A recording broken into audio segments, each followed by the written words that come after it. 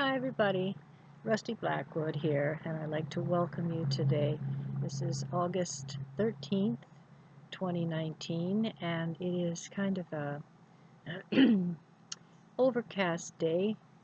Uh, Not totally. I mean, it's bright, but there is not very much blue sky that you can see, especially back in the west. It's kind of bright. I hope it's not washing me out too badly here. There's blue sky up here, and the breeze is quite breezy. Um, it's blowing my umbrella here around a little bit, so you may notice a difference in the lighting, um, almost as though, clouds are kind of sweeping by at times, but it's the umbrella moving around in the wind. Um, it's early afternoon here, and today it's kind of a sad day for me because today marks the first anniversary of the passing of an old and very dear friend of mine, Sam Restivo, Sammy. Uh, we go back a very long ways. When I first moved to Niagara in 1985, um, I was in July that I moved here just outside of Beamsville, and my estranged husband, who, I mean, at the time was not estranged, he was working in Beamsville at a machine plant and called Court Valve, which is like been out of business now for a very, very long time. They were a big conglomerate. They had companies all over the world, the Court Brothers, under different names in the different locations where they were. And and Doug worked at Court Valve as machinist, and and in the fall, Sammy came. He was machinist also. I mean, Sammy was a jack of all trades, really. He was a fantastic photographer, had worked as a professional photographer, had also owned and operated a flooring store in Bracebridge, Ontario, um, and was divorced from his first wife. He had 3 daughters with her, and he came down to Beamsville to answer an ad for a machinist at Corporal. So that's how he come to be here. And of course, when he came, like me, I mean, he didn't know anybody. I had the advantage because at least I had my husband and I had my 2 sons, who were at that time 9 and 17. And so, and I knew them, and I did know a young woman in Beamsville that worked at a restaurant there called Uncle Bulgy's, where I worked the first summer I came down here as a waitress and later as a barmaid. And for a while, and then it just wasn't my cup of tea, so I stopped working there, and it was in the summer of 86 that I started my residential care service, looking after homes and in some cases looking after different residents of the homes. And it was in that fall that, as I say, that Sam came, and he moved down here. And of course, he didn't know anybody, and so he befriended Doug and I. And Sam was Sicilian, from Sicily, but had come here when he was 16 or so. Um, but what a delightful human being he was. He was just, he was charming. He was, you know, full of vinegar, uh, he loved to laugh. He loved a good time. And I mean, at that time, Sammy was in his, I was never really sure of just how old, but he was in his around 50 or very, very early 50s. And I was in my middle 30s. And over time, I mean, the three of us, my husband and I and Sam, we became very, very close friends. And unfortunately, Sammy had a very bad accident. He was hit with a car, and it really messed up his leg and right leg, I believe, if I recall right.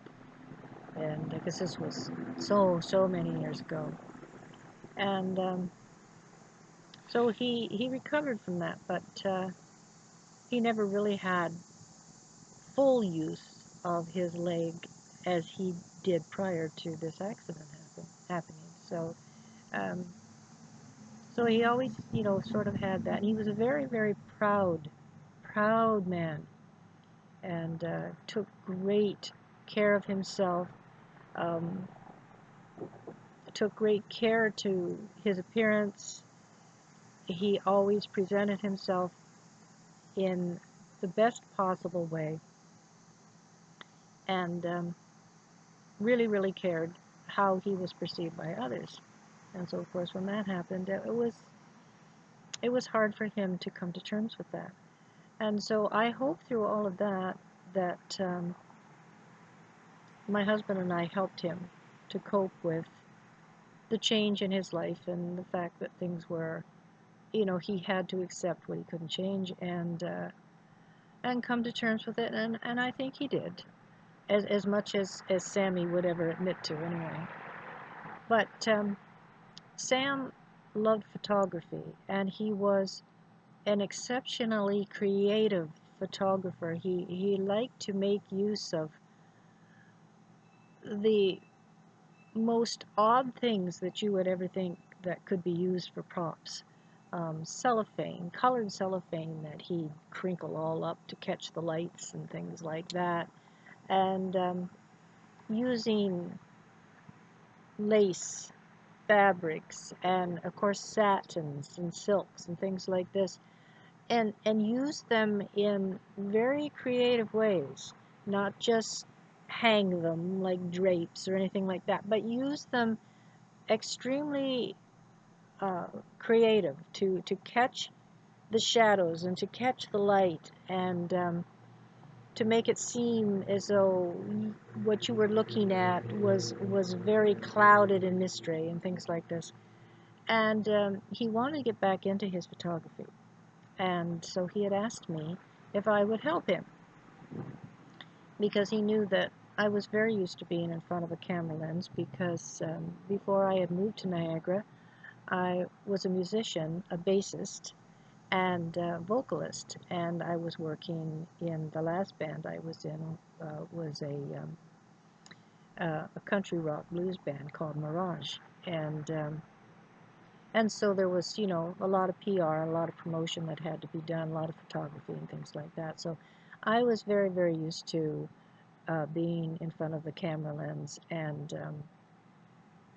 you know, doing shoots and things for promotion and interest in the group and things like that. And at that time, I started to work with Sam in that respect. Um, I was in my early 40s, and I thought, well, yeah, I think this would be kind of cool to do this and help him hone up his skills again and get back into it. And he had his own studio in the basement of his house, and developed his own photography, provided it was black and white.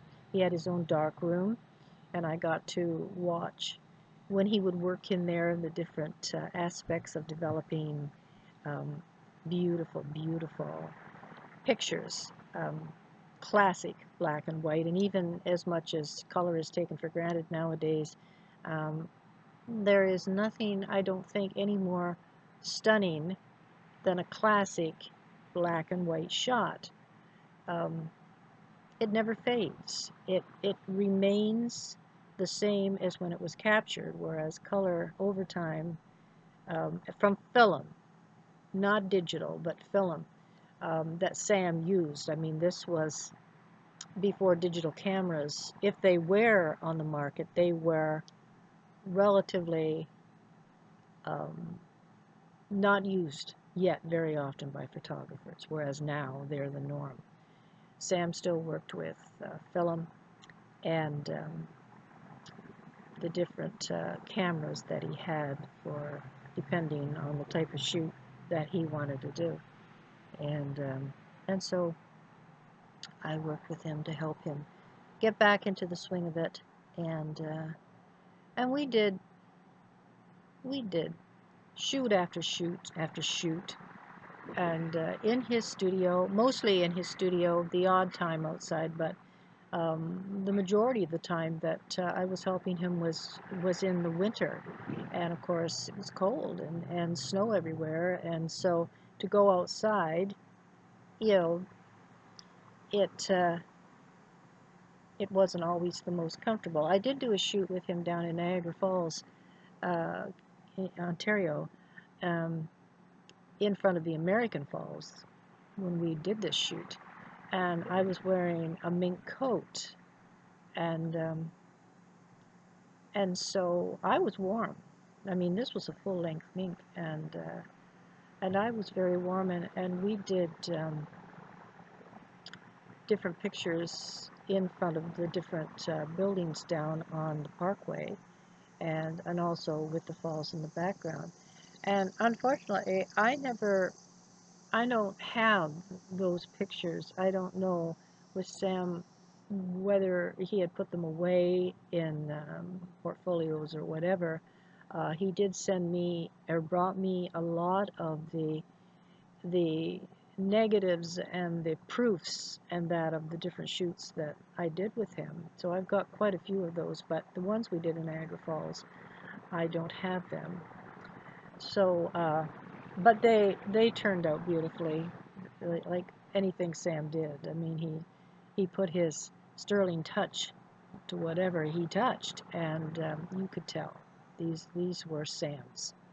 And and his proper name was Salvatore, but he always wanted you to call him Sam or Sammy, whichever. And so he was Sammy, always Sammy, and he signed some of the pictures he would sign on as just Sam. He had his little scroll that he'd go across with Sam, and it was quite nice. Just the finishing touch to what turned out to be perfection. And you knew that before you even started because he would not settle for anything less than perfection. And after a while, I mean, it was tiring. Anybody that thinks photography and modeling is an easy job, think again, because it is time consuming, it's tiring, it is, trying to keep that hype and keep that freshness um, over a period of time that can turn into hours and hours.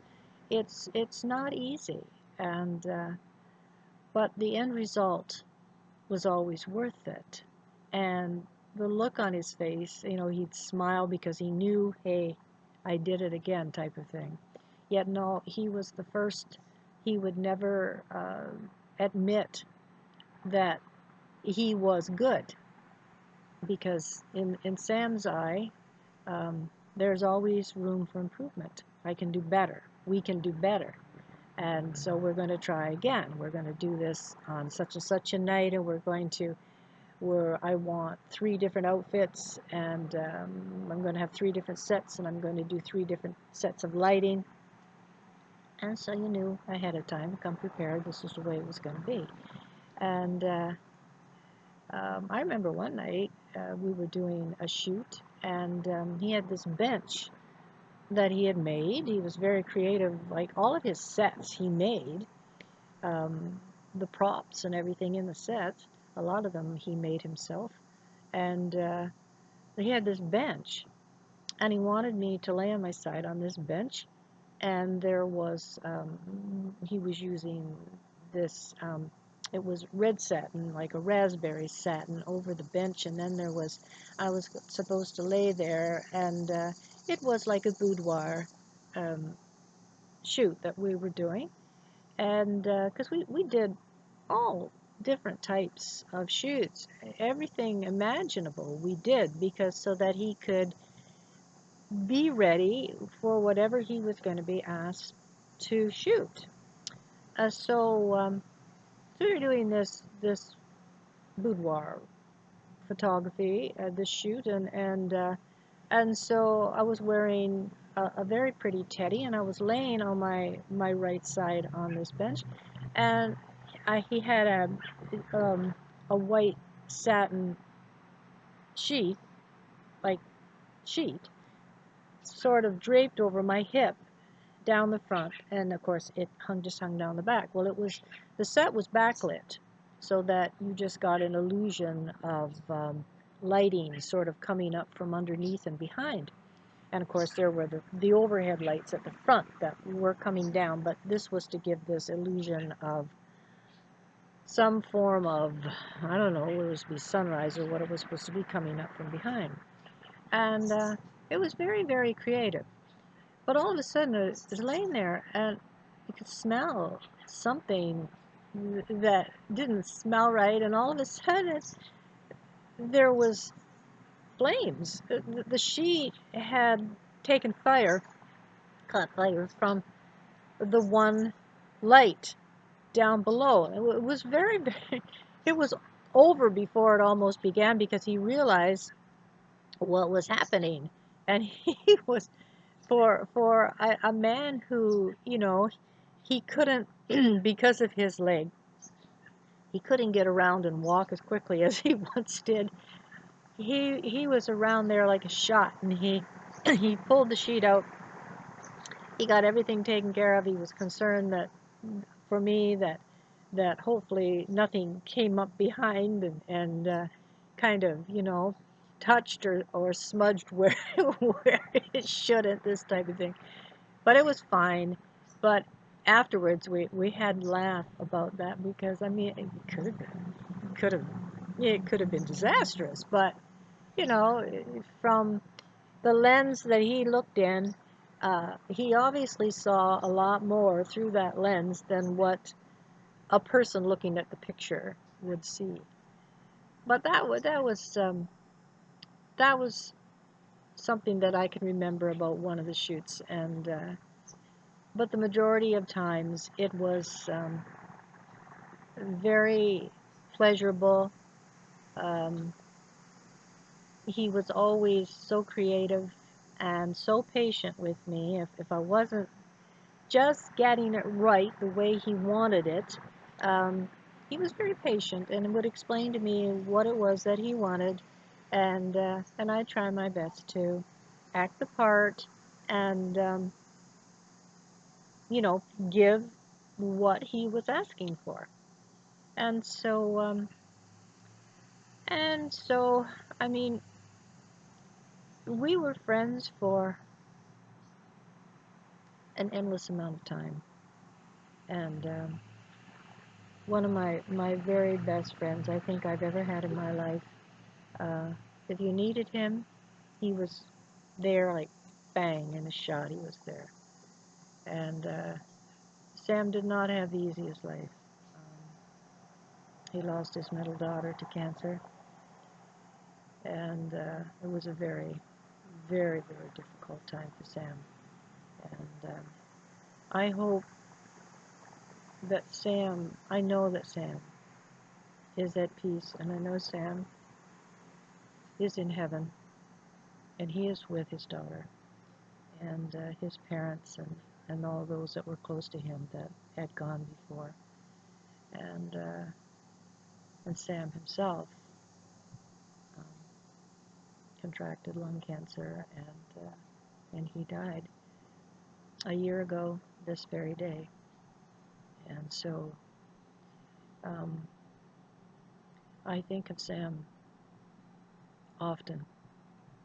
Um, he's not far away, and I'm sure he's knowing Sammy, he's looking down on everybody, and whenever Sammy would get excited or he would get disgusted, his arms immediately were in the air, and he would almost jump up and down, he would get flustered.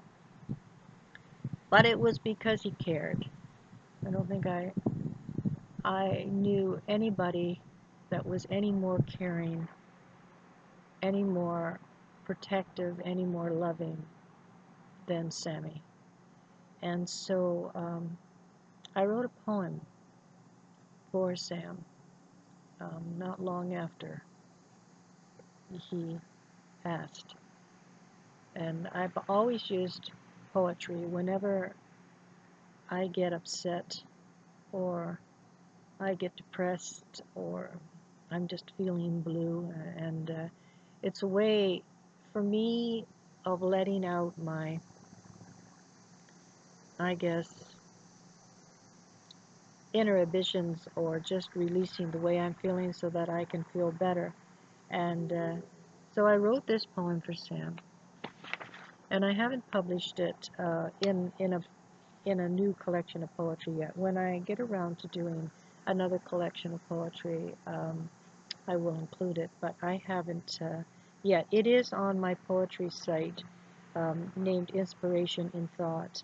So if you want to check that out, just Google Inspiration in Thought Rusty Blackwood, and it will take you right there to my official poetry site.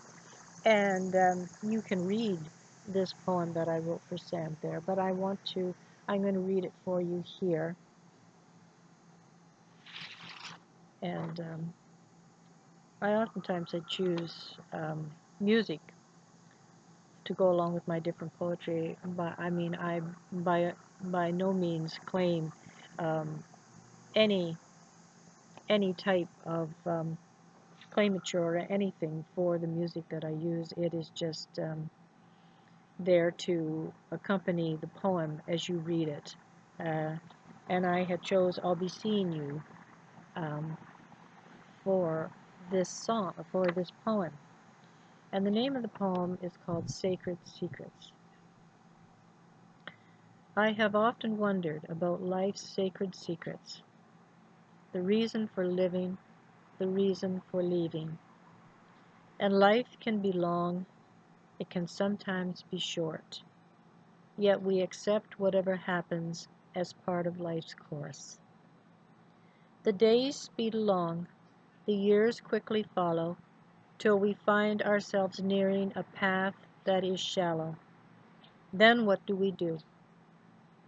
How do we gravitate toward a safe place that is easy to navigate? I now find myself facing another dark storm, one that changes all things from the norm. It pulls at my heart, it stifles my breath, and I'm cast afloat while the waves suck my breath. You were my good friend, no better did they come, as we played and we danced much longer than some. You would laugh, sometimes cry, it was how you were made, but you always were there to forever lend aid. It is so unfair that life comes to an end, yet time is not owned, it is merely just lent. But the time that we had must not be let perish, instead stored in my heart forever to cherish. And I often accompany my poems at the bottom with a little insert that kind of lets the reader know how I come to write that poem, what the inspiration was, um, and why I chose to do it. And so I wrote on here that this poem, the first in a very long while, is one that is truly hard to create. How do you express something that has no words, no adjectives, no description? The loss of a longtime friend can be fully as disabling as that of a close family member. In many ways harder. It was always said that you cannot pick family, However, you can pick a friend, and I chose one of the best. Or he chose me, whichever. We formed a wonderful friendship that lasted for 38 years. I will miss him, yet he is not that far away.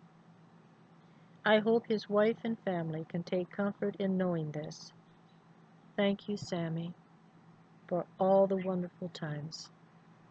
I will never forget them or you, and I will cherish your memory for the rest of my life. Salvatore, Sam Restivo, June 5th, 1934 to August 13th, 2018. So with that, I'm going to say I miss you, Sammy. And you're there, you're here, and that's where you'll always stay. So my hat's off to you, buddy, and I hope that you're having a fine photo shoot wherever you are, and it's going to be, as always, one of your very best. So I'm going to close this video, this very special video today that I wanted to do for Sam. And I hope you enjoyed the poetry, and I also hope that it helps you to think about those friends who you hold in your heart. Time is precious, but it's not forever. So take the time to let them know just how dear they truly are to you. So, to you, Sam.